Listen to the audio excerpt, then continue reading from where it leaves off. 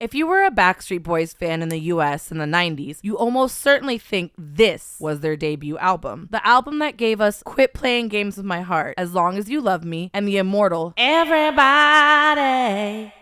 Backstreet's Back. But what if I told you that was a lie? By the time this album came out in the States, the Backstreet Boys were already global superstars with a totally different debut record that millions of fans around the world already knew by heart. You guys were sold a bucket of lies. This isn't just a simple tracklist swap. It's a story about a high-stakes marketing gamble, a tale of two completely different albums, and the secret strategy that finally broke the Backstreet Boys in America. The American music scene in the mid-90s was all about the raw and unfiltered aesthetics of grunge and the smooth, soulful beats of R&B. Flannel-clad rockers from Seattle and urban vocal groups owned the airwaves. In that world, a clean-cut, Caucasian 5-part harmony pop group from Orlando, Florida felt a little like a throwback. Out of touch. But Jive Records, a label known for its hip-hop and R&B success, took a shot on 5 young guys. AJ McLean. AJ McLean, I think is how it's pronounced. Well, I'm saying McLean. I don't think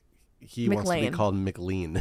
Well, Howie DeRoe, Nick Carter, Kevin Richardson, and Brian Luttrell. Formed in 1993, the Backstreet Boys had been grinding it out, performing at shopping malls and high schools, and building a small but loyal local following. Their big break came from an unexpected place: Sweden. They were connected with the production duo Denniz Pop and his protege Max Martin at the legendary Cheiron Studios? Cheiron Studios is how you pronounce it. In June of 1995, the group recorded what was supposed to be their debut single, We've Got It Going On.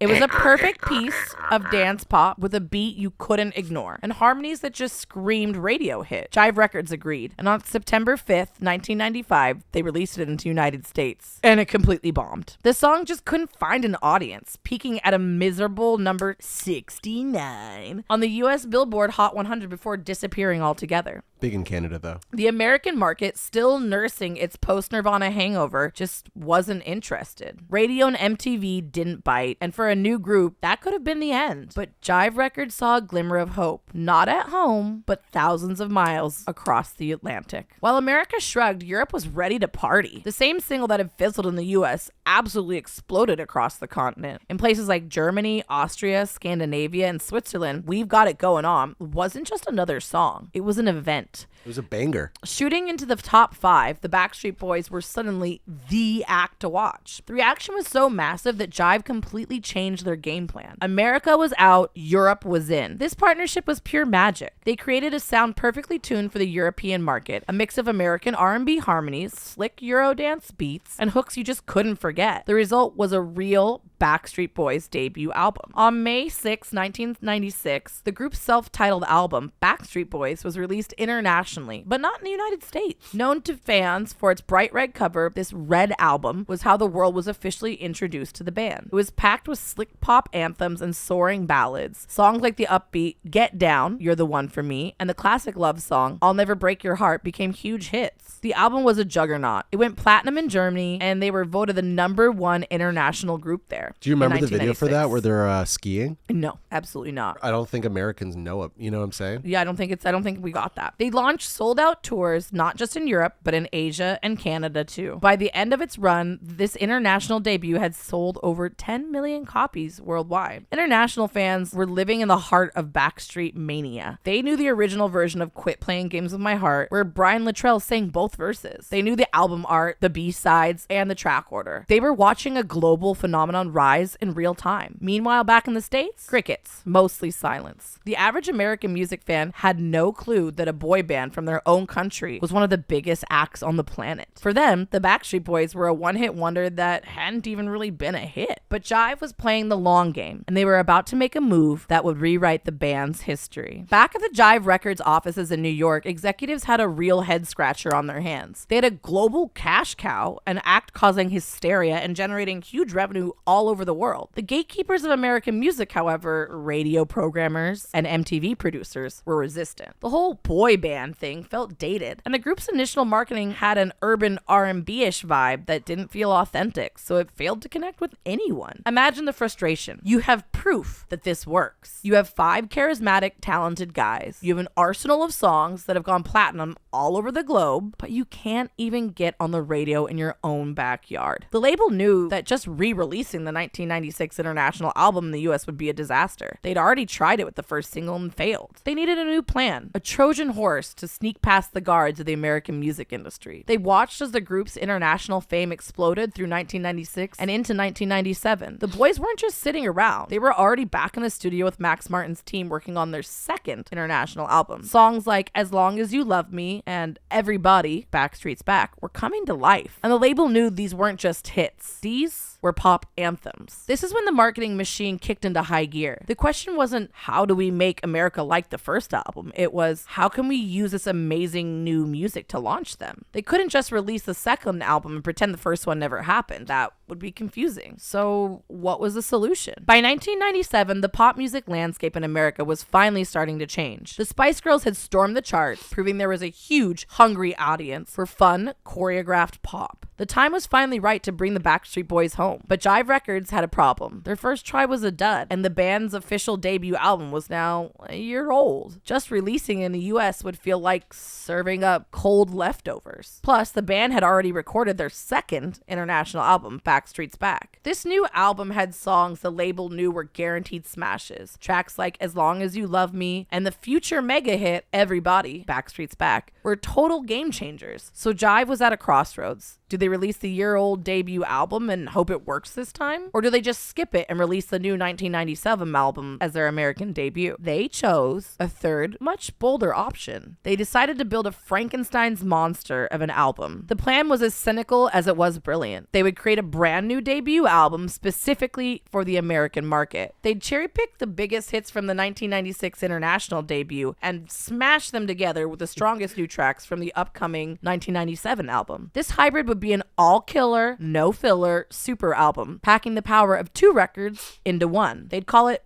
Backstreet Boys, and even give it a cover art similar to Backstreet's Back, creating a layer of confusion that still trips people up to this day. It looks like Backstreet's Back, like the logos and stuff, and the font, all the font choice. It's all Backstreet's Back. First, they needed a lead single for the American invasion, and this time they couldn't miss. They chose Quit Playing Games with My Heart, but even this got a strategic tweak. The version that was a hit in Europe was re-recorded to give a verse to the group's youngest member, Nick Carter, whose voice they thought would appeal more to American teen radio. In May 1997, the new version hit the airwaves. It worked. The song was a runaway smash, soaring to number 4 on the Billboard Hot 100 and going platinum. America was finally listening. With the door kicked open, Jive unleashed its secret weapon. On August 11th, 1997, the rest of the world got the band's second album, Backstreet's Back. One day later, on August 12th, America got its own unique Backstreet Boys debut. Here's how the surgery went down. From the 1996 Red album, Jive grabbed the undeniable hits, the now successful Quit Playing Games with My Heart, the re-released We've Got It Going On, and the ballad I'll Never Break Your Heart. But here's where it gets wild. Tracks like Boys Will Be Boys and I Wanna Be With You were also gone. Why? The label likely felt these tracks sounded too Europop, a style American radio had always resisted. They were trimming anything that might sound foreign or dated,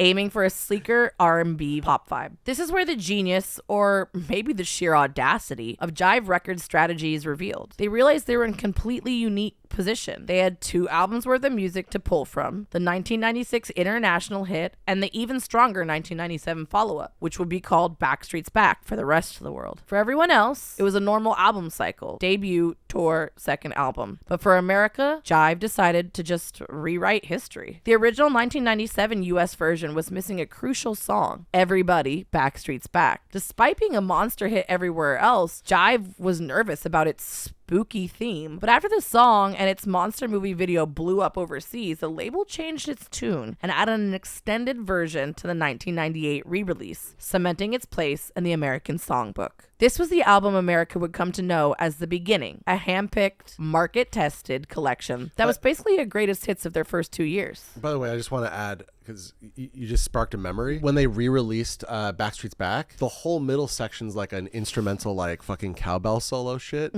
So so that if you're at like a, junior high dance party or whatever, the DJ can instruct the kids to do shit like left, throw your hands up in the air. Yeah, it's just like a dong da dong da dong. Yeah, for like 4 minutes. And this complex strategy was a full-on pop culture explosion. The American debut album was a runway success. Where the first single had fizzled 2 years earlier, this new supercharged album took off like a rocket. Quit Playing Games shot up to number 2 on the Billboard Hot 100, becoming a radio giant. It was the breakthrough they had been fighting for. Then came The Flood, As Long As You Love Me, and its iconic video cemented them as MTV darlings. Suddenly the boys were everywhere. Their faces were on the cover of Rolling Stone and Teen People. They became fixtures on shows like MTV's Total Request Live. With Carson Daly, where their videos dominated the countdown. And then everybody, Backstreet's Back, turned them from a pop act into genuine superstars. The album just kept selling. It stayed on the Billboard 200 chart for 2 years and was eventually certified 14 times platinum by the RIAA, representing 14 million units shipped in the US alone. The turnaround was incredible. The same market that had shrugged at them in 1995 was now in the middle of full-blown Backstreet mania. The screams were deafening. The stadiums were sold out, and the merchandise flew off the shelves. Jive Records' gamble had paid off beyond their wildest dreams. By waiting, learning, and creating a super album packed with their best international hits, they hadn't just entered the American market, they had conquered it. They didn't just break into America, they kicked the damn door off its hinges. The most bizarre part of this whole thing is the song Everybody, Backstreet's Back. Are you flexible? Yeah. Are you hypersexual? No.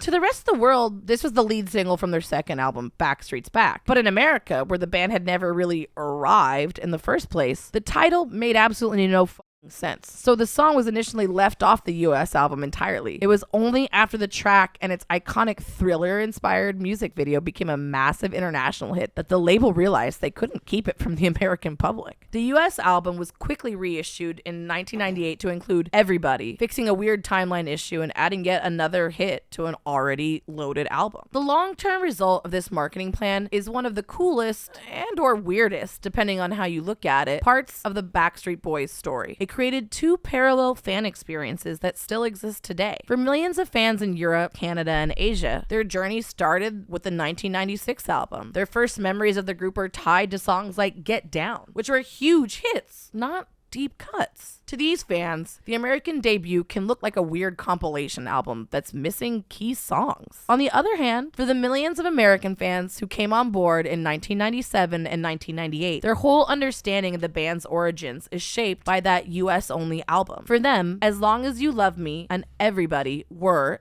debut singles, not songs from a second album. Discovering the 1996 international album often happened later, like finding out your favorite band had a secret history you never knew about. In the early internet days, getting your hands on an expensive import CD was a badge of honor for a dedicated US fan. You all right? I have allergies of sorts. It made you feel like you were in on the real story. Jive's strategy was so effective, it arguably set the template for the entire teen explosion of pop music of the late 90s, right? The label learned that the American market needed an overwhelming all-at-once approach. You needed a bulletproof lead single and an album where every track felt like it could be the next one. They would later use this same hit-stacking philosophy to launch the careers of artists like Britney Spears and NSYNC. Looking back, the 2 debut albums are a fascinating fossil from a pre-globalized music industry. In today's world of simultaneous worldwide album drops on streaming, a move like this would be impossible. The Red Album is still a beloved artifact for international fans and a holy grail for American collectors. A symbol of a time when your spot on the map decided the soundtrack of your life. It's the album that built the foundation of a global kingdom, even if most of the American subjects never knew it existed. So the next time you see the cover of the American Backstreet Boys album, remember, you're looking at more than just a CD. You're looking at a brilliant marketing gamble. It wasn't their first album, but a carefully built super album, a greatest hits collection disguised as a debut. Designed to conquer the one country that had held out, it took the best of their international success, mixed it with the power of their new hits, and created something unstoppable. It's a story of patience, strategy, and the guts to rewrite the rules to turn a global phenomenon phenomenon. A phenomenon. I like Phenomenon. that. Yeah. Phenomenal into an American icon. The difference between the two albums wasn't an accident. It was the secret ingredient that helped make the Backstreet Boys the biggest boy band in the world. What's your favorite song from the international album? Or do you have a favorite from the US debut that wasn't on the original? Let me know in the comments below. And if you enjoy these deep dives into 90s music history, make sure to subscribe so you don't miss the next one.